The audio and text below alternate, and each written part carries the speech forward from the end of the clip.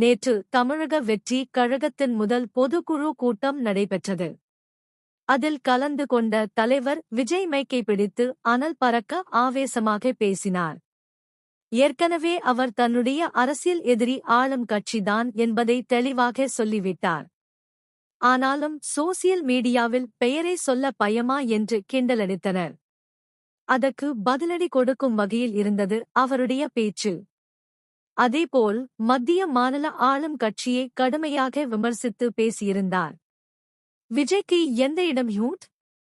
அது மட்டும் இன்றி அடுத்த வருடம் வர இருக்கும் தேர்தலில் போட்டியே திமுகவுக்கும் தாவேகவுக்கும் தான் என உறுதியாக கூறினார்.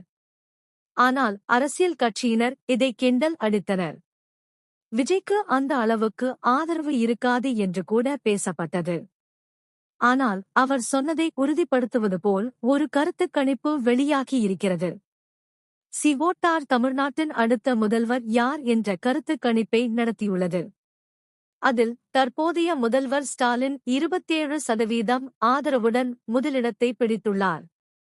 இரண்டாவது இடத்தை விஜய் 18% ஆதரவுடன் பிடித்துள்ளார். 10% ஆதரவு எடப்பாடி பழனிசாமிக்கும் 9% ஆதரவு அண்ணாமலைக்கும் கிடைத்துள்ளது.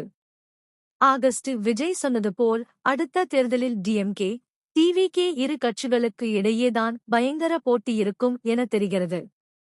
அதில் மக்களின் ஆதரவுடன் யார் முதலமைச்சர் அரியணையில் அமர்வார் என பார்ப்போம்.